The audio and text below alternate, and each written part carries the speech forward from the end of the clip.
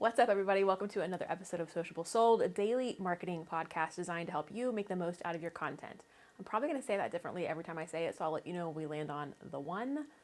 I don't know if that one's it or not. So it is Monday, May 13th, and we're going to have a quick chat today about aligning your content to your audience.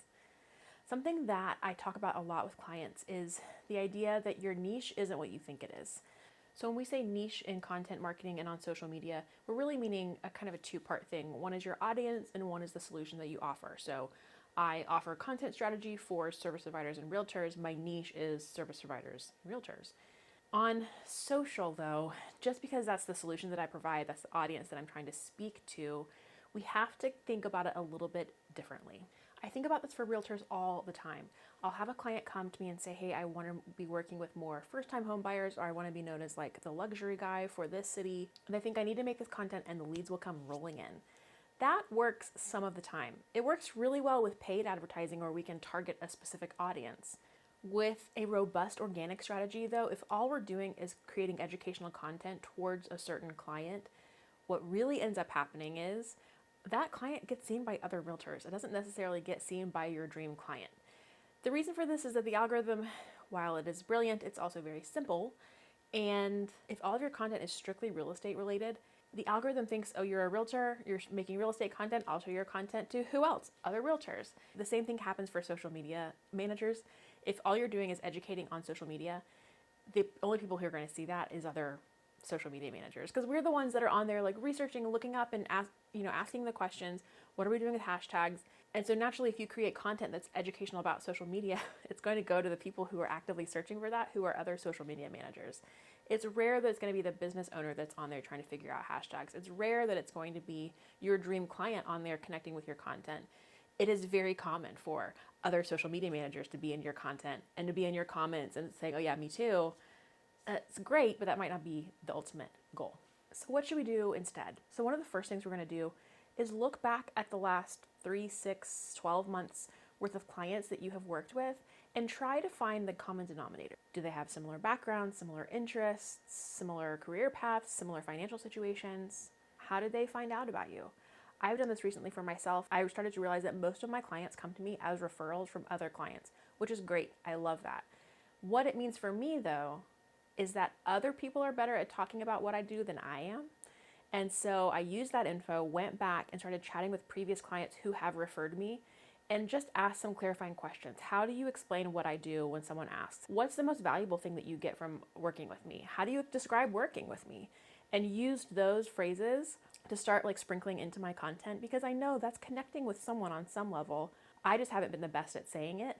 And so having that piece of knowledge means I'm able to now make content that's going to meet them where they're at versus trying to sell them a solution that's going to only be seen by other service providers. So if you're a realtor, you want to work with first-time home buyers, looking back at those first-time home buyers that you have helped, other than just being a first-time home buyer, what else do they have in common? Maybe most of them were teachers. Maybe most of them are looking to live in a specific area. Maybe you're working with people like me, entrepreneurs who have kind of a weird financial history when it comes to getting a loan. I need help figuring some of that stuff out. I don't know how to do all of that without a typical job and a typical career path. Instead of just hitting me at, are you ready to buy your first home? Let's start making content for where they are much earlier in the journey. If you want to be the luxury guy, I would be showing some luxury real estate on my social, but I would also be talking about where are the people who are buying luxury real estate in the city, eating, getting coffee, taking their dogs.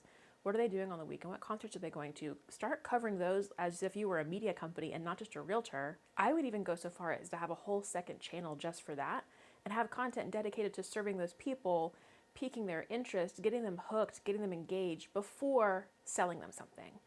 If all your content is just educating towards selling them something, you're going to lose out. So let's break down past clients and see where those common denominators are. This gets even more powerful when you combine it with storytelling. Once you figure out where your clients are coming from and where you want to kind of start speaking to them before they're ready to buy a house, before they're ready to engage your services, your flags will go up for different stories that you hear that you can retell or stories that you yourself see that you can tell. Instead of just saying, here's how I help these first-time home buyers, you can start telling stories much earlier in the process because you're aware of where these clients are coming from and you're able to connect with them far before they're ready to engage your services. The other thing we can look at is what questions are you getting all the time from people in your circle, from clients, If you're not addressing those in your content, that's a big piece that you're missing out on. The last thing we have to consider is that not all of your content needs to end with a call to action that drives towards a sale or that drives towards an engagement with you and your business. An engagement on social, yes, but not necessarily signing an invoice. We're not trying to book a client with every single piece of content that we make because it's an organic content strategy. You can push that CTA on paid. We're not pushing that constantly on organic. The actual split is pretty dramatic. It's 20-80. 20% selling content, 80% brand building and storytelling content. If you're looking at your content and every single thing ends with, give us a call, sign up, work with us, here's a link, here's the website, get on my list. If that's the 80% and the 20% is the brand building and storytelling, you're missing out because people are tired of being sold to, or they're not understanding, or all of that selling content is going towards your peers and not towards your clients. So ultimately, when we were creating that organic content strategy, who your client ultimately ends up being, we're going to zoom out a little bit and we're going to talk to a wider audience because we can, and because content is kind of designed to work that way.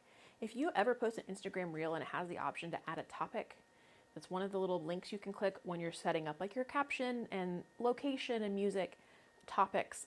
Add a topic of interest is under there. If you actually look at everything that's included there, not a lot of it's like selling content. Not a lot of it is like, oh, it's a promotion. They want you to pay for an ad for that.